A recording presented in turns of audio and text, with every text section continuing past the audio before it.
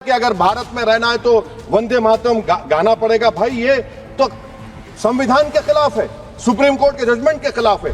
अगर वंदे मातरम मैडम कौमियत का मियार है तो फिर सवाल ये है कि हजरत मोहानी की कौमियत क्या थी जिसने इनकलाब जिंदाबाद का नारा दिया। हमारे प्रॉफेट मोहम्मद सल्लल्लाहु अलैहि वसल्लम जब मदीने को गए तो उन्होंने उस वतन के लिए दुआ की, कहा कि अल्लाह मदीने की मोहब्बत हमारे दिलों में और इजाफा कर दे, मक्के से ज्यादा कर दे।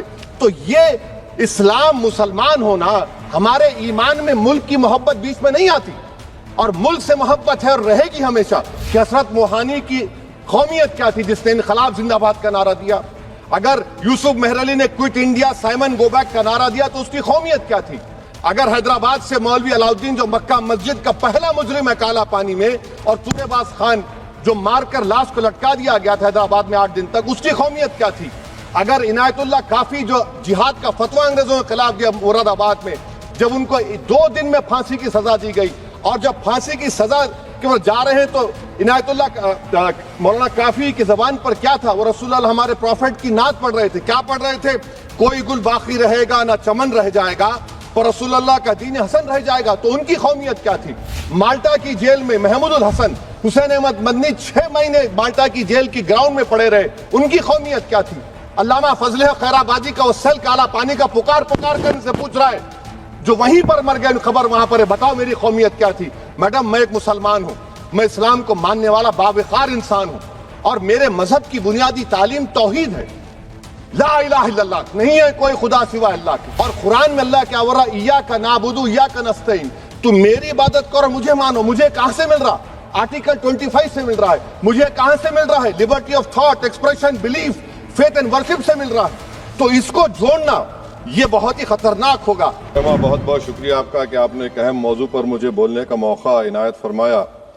और बड़े अफसोस की बात है कि बड़ी धूमधाम से हुकूमत की तरफ से इस बात को रखा गया, मगर 30 से ज्यादा MP यहां पर मौजूद नहीं है। मैडम पहले तो मैं वजीर आजम की इस बात की मजम्मत करता हूं और उनको बताना चाहूंगा कि जिना के बारे में उन्होंने जो कहा था, हम तो जिना के सख्त मुखालिफ है, इसलिए भारत को अपना वतन माने, मगर 42 में आपके प्यारे वीर और जिना की पार्टी ने नॉर्थ वेस्ट फ्रंटियर, सिंध और बंगाल में मिलकर हुकूमत चलाई और उस हुकूमत ने 1.5 लाख हिंदू और मुसलमानों को अंग्रेजों की फौज में शामिल कराया ताकि वो लड़े। तो किसी शायर ने अच्छा कहा था वजीर आजम के बारे में कि फरेब देकर जमाने को पारसा ना बनिए, इन्हें कहो कि वो बंदा बने खुदा ना बने, अमीर शहर यही चाहता या हजरत कि हमारी चीख गले में रहे सदा ना बने। दूसरी बात मैडम, हमारे वजीर दिफा जनाब राजनाथ सिंह साहब ने बड़ा ही अजीब व गरीब और तकलीफ दे बात कही उम्मुल मोमिनीन के बारे में और उम्मुल किताब के बारे में। उम्मुल मोमिनीन उनको कहते हैं जो हमारे प्रॉफिट मोहम्मद सल्लल्लाहु अलैहि वसल्लम की वाइफ हैं, वो हम तमाम मुसलमानों की माँ, हम उनको तस्वुर करते हैं, मगर हम उनकी इबादत नहीं करते, हम अपनी माँ की इबादत नहीं करते। उम्मुल किताब कुरान है, हम कुरान की इबादत नहीं करते, कुरान अल्लाह का बिजावा कलाम है। तो उसके बारे में भी शायर ने अच्छा कहा कि खबर नहीं जिन्हें अपने दीन और मजहब की, हमें वो दीन का मतलब सिखाने निकले हैं। अहम बात यह है कि मैडम हमारे मुल्क का आइन का इस लफ्ज से आगाज होता है, वी द पीपल। इसका आगाज भारत माता के नाम से नहीं होता है। हमारे संविधान का जो प्रियम्बल है वो क्या कहता है? Liberty of thought, expression, belief, faith and worship. अगर दस्तूर का ये पहला सफा ये बात करता है तो फिर कैसे किसी शहरी को किसी खुदा, देवी, देवता की इबादत करने पर या सजदा करने पर मजबूर किया जा सकता है? आप ही की पार्टी से आज की जो बातें हुई है इसी को बोल रही हैं। हमारे कॉन्स्टिट्यूंट असेंबली में मैडम एक मोहतरमा थी रोहिणी कुमार चौधरी ने एक तजवीज दी थी कि प्रियम्बल में किसी देवी के नाम से शुरू हो। उन्होंने खास तौर से वंदे मातरम का जिक्र किया मगर उसको कबूल नहीं किया गया।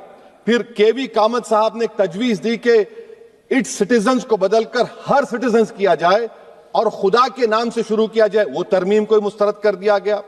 हमारे संविधान का उसूल यह है कि भारत क्या है, उसकी अवाम है, अवामी कानून की मुसन्निफ है, अवाम की मर्जी से सबसे बालातर है, अवामी हाकिम है। मुल्क किसी खुदा, देवी, देवता, मजहबी इलामत के नाम से नहीं चलता, ना मुल्क किसी एक मजहब की मिल्कियत है।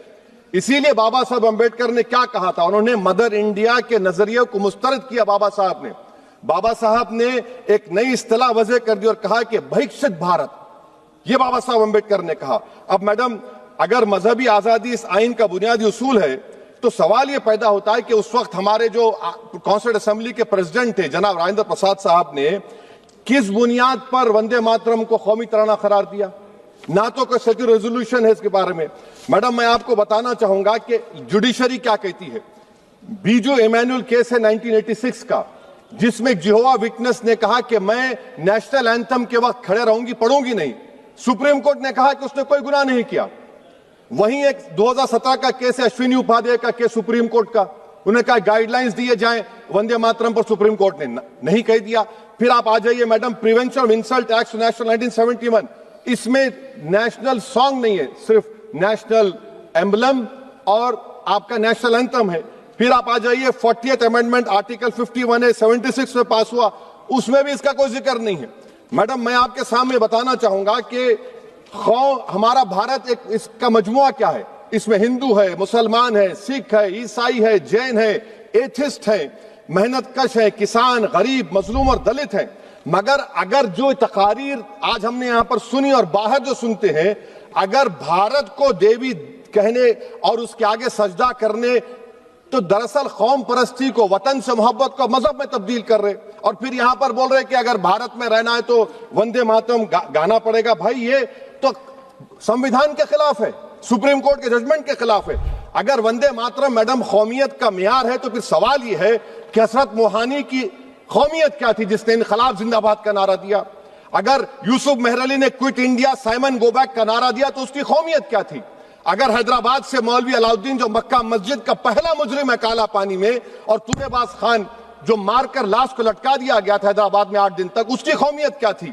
अगर इनायतुल्लाह काफी जो जिहाद का फतवा अंग्रेजों के खिलाफ दिया मुरादाबाद में, जब उनको 2 दिन में फांसी की सजा दी गई, और जब फांसी की सजा के बाद जा रहे हैं तो इनायतुल्लाह मौलाना काफी की जबान पर क्या था? वो रसूलुल्लाह हमारे प्रॉफिट की नात पढ़ रहे थे। क्या पढ़ रहे थे?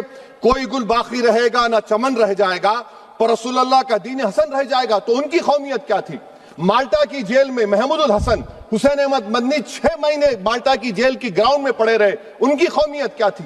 अल्लामा फजल खैराबादी का वो सेल काला पानी का पुकार कर से पूछ रहा है, जो वहीं पर मर गए, खबर वहां पर है, बताओ मेरी कौमियत क्या थी? मैडम, मैं एक मुसलमान हूं, मैं इस्लाम को मानने वाला बावकार इंसान हूं, और मेरे मजहब की बुनियादी तालीम तौहीद है, ला इलाहा इल्लल्लाह, नहीं है कोई खुदा सिवा अल्लाह के। और कुरान में अल्लाह क्या बोल रहा? इय्याका नाबुदु इय्याका नस्तईन, तुम मेरी इबादत करो, मुझे मानो। मुझे कहां से मिल रहा? आर्टिकल 25 से मिल रहा है। मुझे कहां से मिल रहा है? Liberty of thought, expression, belief, faith and worship से मिल रहा है। तो इसको जोड़ना यह बहुत ही खतरनाक होगा। और हमारे प्रॉफिट मोहम्मद सल्लल्लाहु अलैहि वसल्लम जब मदीने को गए तो उन्होंने उस वतन के लिए दुआ की, कहा कि अल्लाह मदीने की मोहब्बत हमारे दिलों में और इजाफा कर दे, मक्के से ज्यादा कर दे।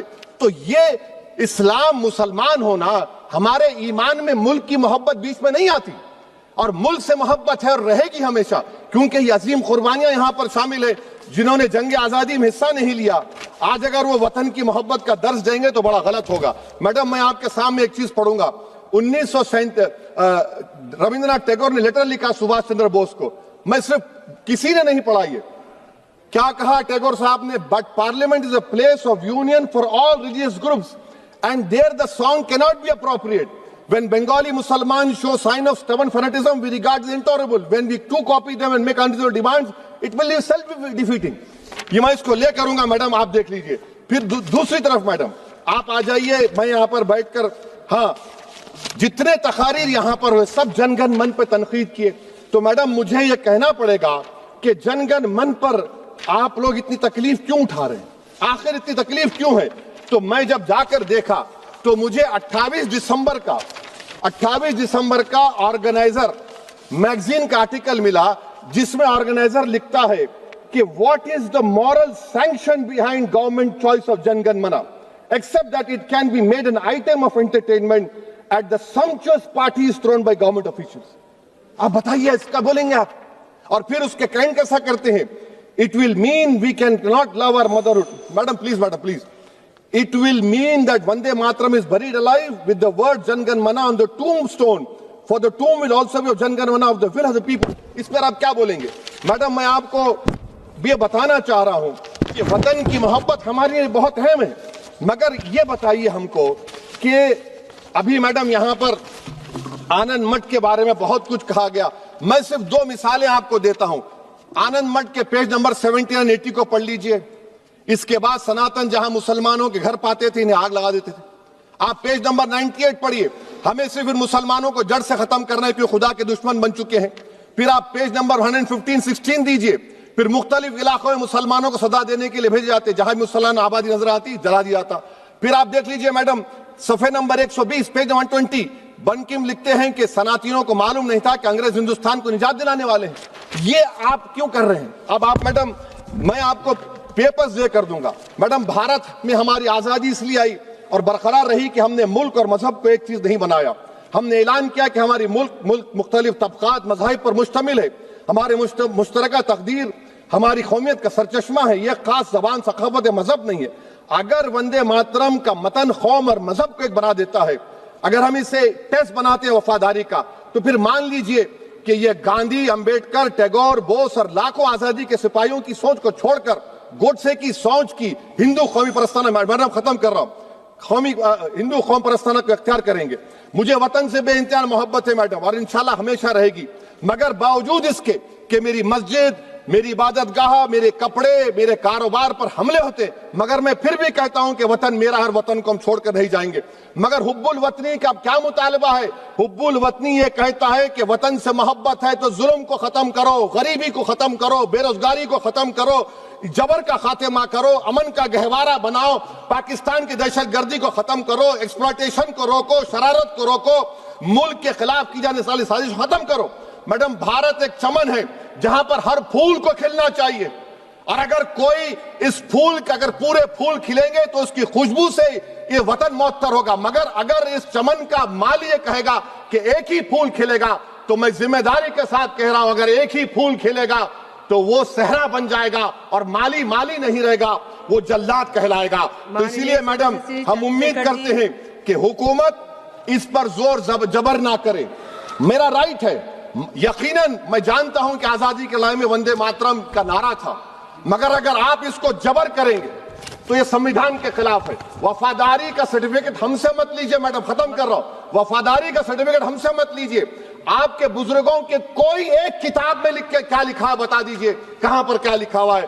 तो मैं मैडम, मैं इस शेर पर अपनी बात को खत्म कर रहा हूं मैडम, मैं इस शेर पर अपनी बात को खत्म कर रहा हूं मैडम, मैं अपनी बात को खत्म कर देता हूं मैडम, क्योंकि आप बहुत जल्दी में हैं।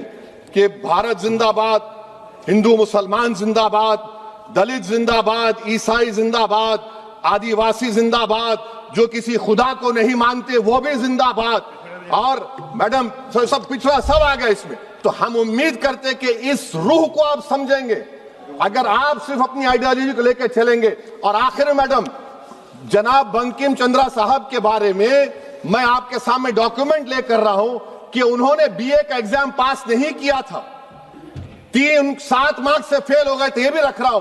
तो आप जिसका लिटरेरी जायंट बता रहे ये नहीं है। बहुत बहुत शुक्रिया मैडम चेयरपर्सन, बहुत बहुत शुक्रिया इस डिबेट में हिस्सा लेने के लिए जो आपने टाइम दिया। नेशनल सॉन्ग वंदे मातरम पे डिस्कशन हो रहा है सुबह से, और मैं ये समझता हूँ कि इस मुल्क में इस नेशनल सॉन्ग के साथ किसी का ना एतराज़ है, ना कोई दो राय है।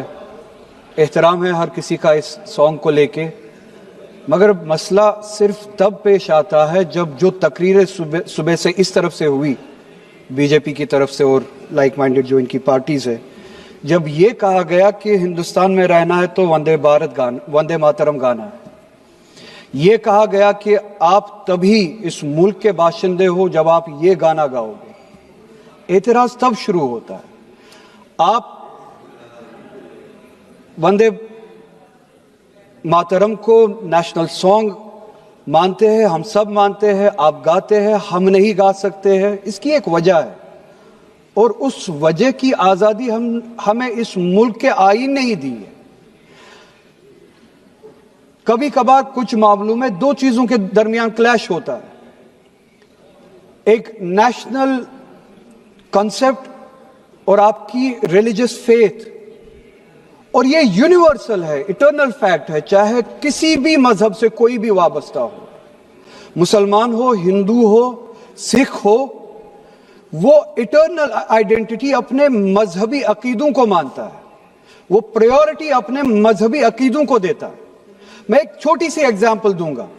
इस मुल्क में सिटीजनशिप छोड़ने की तादाद लाखों में है पिछले कुछ सालों से। उसमें मेजॉरिटी हिंदू धर्म से वाबस्ता लोग हैं जिन्होंने दूसरे मुल्कों में सिटीजनशिप ली और इस मुल्क की सिटीजनशिप को वॉलंटियरली छोड़ा। मगर जब उन्होंने अपनी इस टेम्परेरी आइडेंटिटी को तब्दील किया, नेशनैलिटी को तब्दील किया, क्या उन्होंने अपनी रिलीजियस आइडेंटिटी को तब्दील किया?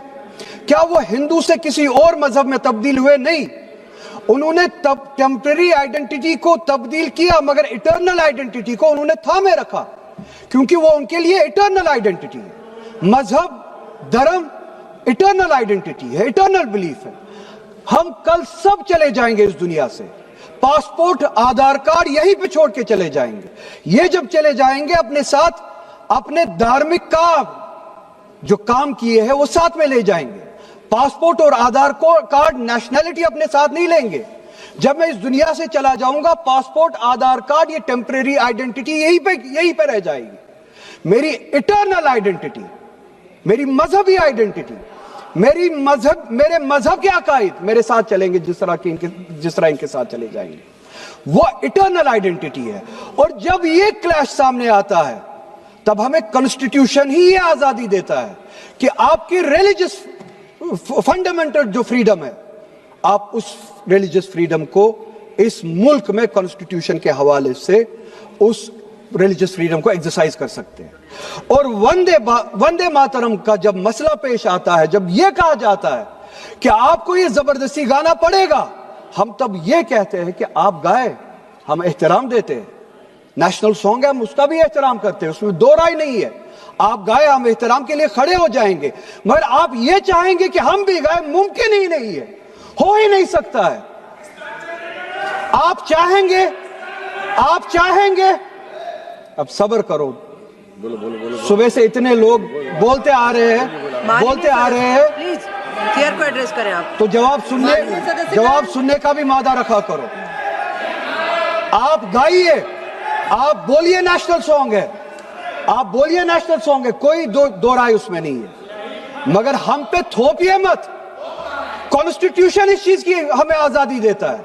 और आप खुद कहते हैं कि वंदे मातरम गाने की ईजाद ही आजादी के लिए हुआ।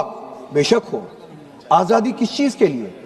आजादी इस चीज के लिए, हिंदू के हिंदू होने की आजादी, और इसी तरह से मुसलमान के मुसलमान होने की आजादी, सिख के सिख होने की आजादी।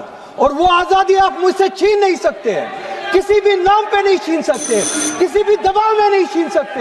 किसी भी सिख से उसके मजहब की आजादी नहीं छीन सकते, किसी भी हिंदू से उसकी मजहब की आजादी नहीं छीन सकते, और किसी भी मुसलमान से उसके मुसलमान होने की आजादी नहीं छीन सकते। कोई भी दबाव मुझे मजबूर नहीं कर सकता है। आप गाइए और हमें वो आजादी दे दीजिए। ये मजहबी आजादी मुझे आपसे दूर नहीं करता। वही मजहब जो मुझे ये कहता है कि लकुम दीनकुम वलिय दीन, आपके लिए आपका दीन, मेरे लिए मेरा दीन, जिसको कॉन्स्टिट्यूशन ने आजादी दी ये कह के कि फंडामेंटल राइट है रिलीजियस फ्रीडम। हमारा कॉन्स्टिट्यूशन हमारे कुरान की उसी आयत की तर्जुमानी करता है। 2 मिनट दे दीजिए मैडम। तर्जुमानी करता है कि आप अपने दीन पे चलिए, हमें अपने दीन पे अमल करने की आजादी दे दीजिए। आप ही की तरफ बात जबरदस्ती की है, बात किसी और चीज की नहीं है। और ये डिबेट, मुझे पता है ज्यादा वक्त नहीं मिलेगा, बस 1 मिनट में मैं पूरा कर रहा हूं। और ये डिबेट सिर्फ और सिर्फ इसलिए हो रहा है कि जब हिंदुस्तान का हिंदू हो, मुसलमान हो, सिख हो, इनसे पीने के लिए साफ पानी मांगे, सांस लेने के लिए साफ हवा मांगे, रोजगार मांगे, जब इनसे महंगाई के खिलाफ, महंगाई के बारे में जवाब मांगे, जब इनसे रोजगार मांगे, तब ये सिर्फ ये बोल सके कि रोजगार के बारे में बात मत करो। वो देखो मुसलमान, हमने उसको मजबूर किया वंदे भारत वंदे मातरम गाने के लिए। वो देखो मुसलमान, हमने उसकी मजहबी आजादी को खत्म किया। इस आड़ में, मुसलमान को दबाने की आड़ में आप अपनी नालायकी छुपाना चाहते हो और इस मुल्क में राज करना चाहते हो, उसकी कुर्बानी बनाना चाहते हो मुसलमान को। और मुसलमान इस बेगैरती का कुर्बान कभी होगा नहीं। हमने इस मुल्क की आजादी के लिए भी खून दिया है और इस मुल्क में आजादी को बचाने के लिए भी अगर खून देना पड़े हम देंगे। आज हमारे राष्ट्रगीत के 150 वर्ष पूरे होने पर हो रही महत्वपूर्ण चर्चा में गर्व के साथ एक भारतीय होने के नाते मैं अपने विचार रखना चाहती हूँ। सदन में इतिहास को तोड़ मरोड़ कर पेश करके फिर से मुस्लिम तुष्टीकरण के नाम पर भारतीय मुसलमानों को कटघरे में खड़े करने की कोशिश की जा रही है। लेकिन मैं सदन में बताना चाहूंगी कि हम भारतीय मुसलमान जिन्ना के आह्वान को ठुकराकर अपने इस प्यारे वतन की मिट्टी के साथ मजबूती से जुड़े रहे। हमने महात्मा गांधी, बाबा साहब डॉक्टर भीमराव अंबेडकर, रविंद्रनाथ टैगोर जी, सुभाष चंद्र बोस जी, मौलाना अबुल कलाम आजाद, अशफाक उल्लाह खां साहब के विचारों को अपनाया। हम भारतीय मुसलमान इंडियंस बाय चॉइस हैं, बाय चांस नहीं। वंदे मातरम के किन छंदों को राष्ट्रगीत के तौर पर अपनाया जाए, यह फैसला सर रविंद्रनाथ टैगोर और सुभाष चंद्र बोस जी जैसे नेताओं के परामर्श के बाद हुआ। क्या अब हम उन महान नायकों की समझ पर प्रश्न चिन्ह उठाएंगे? उन्हें देश को बांटने वाला और तुष्टीकरण करने वाला कहने का पाप करेंगे? उन महान हस्तियों ने वंदे मातरम के उन छंदों को अपनाया जिन्होंने देश के हर वर्ग, हर धर्म के मानने वालों को एक सूत्र में पिरोने का काम किया। और मैं एक घटना आप लोगों के सामने रखना चाहती हूँ। वर्ष 1998 में उत्तर प्रदेश सरकार के मंत्री रविंदर शुक्ला जी ने स्कूलों में राष्ट्रगीत को गाना अनिवार्य कर दिया था। लेकिन तब के तत्कालीन प्रधानमंत्री अटल बिहारी वाजपेयी जी ने, जो उस समय लखनऊ के दौरे पर थे, उत्तर प्रदेश सरकार के इस फैसले पर नाराजगी जताई और यूपी सरकार ने राष्ट्रगीत को अनिवार्य करने वाले मंत्री को बर्खास्त कर दिया था। अब मैं सत्ता पक्ष से सवाल करना चाहूंगी।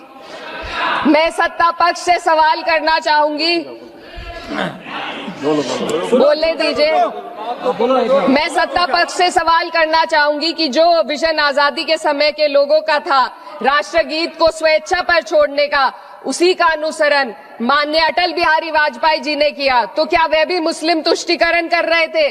जी नहीं। अटल बिहारी वाजपेयी जी राजधर्म निभा रहे थे। देश में सब धर्मों को एक साथ लाना, सबके जज्बात का एहसास करना ही सबसे बड़ा राष्ट्रवाद है।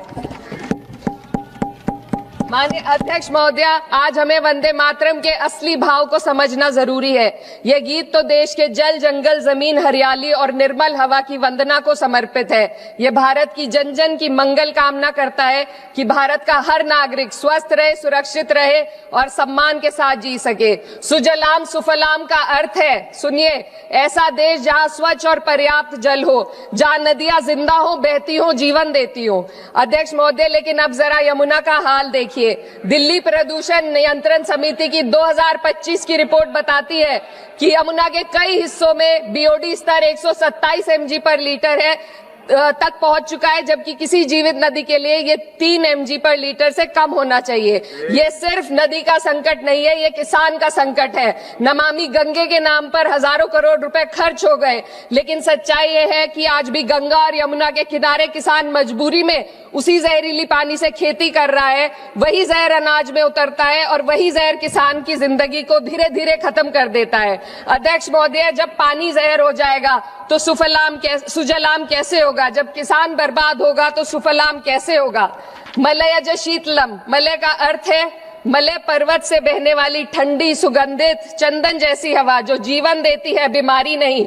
आज मैं इस सदन से पूछना चाहती हूँ, क्या आज के भारत की हवा मलयज शीतलम है? नहीं अध्यक्ष जी, बस संसद से बाहर कदम रखिए, एक गहरी सांस लीजिए। ये चंदन की महक नहीं, ये जहर है जो आपके हमारे फेफड़ों में उतर रहा है। दुनिया के 20 सबसे प्रदूषित शहरों में से 13 भारत में है। दिल्ली की हवा में सांस लेना मानो रोज 20 सिगरेट पीने जैसा हो।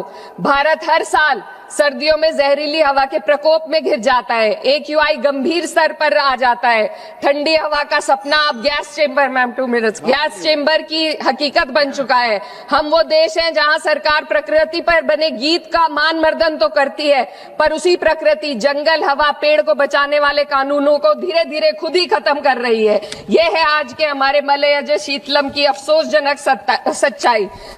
अगर हम हवा को साफ नहीं कर पाए तो न सुजलाम बचेगा न सुफलाम बचेगा। माननीय अध्यक्ष महोदया, सस्य श्यामलम का अर्थ है ऐसा देश जहां उपजाऊ जमीन हो, जहां खेत फसल से भरे हो और किसान कर्ज और निराशा में न डूबा हो। आज किसान सिर्फ मौसम से नहीं लड़ रहा, वह प्रदूषण, नीतियों की बेरुखी और सिस्टम की नाइंसाफी से लड़ रहा है।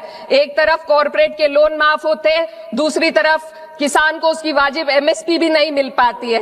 आप ग्लोबल सुपर पावर बनने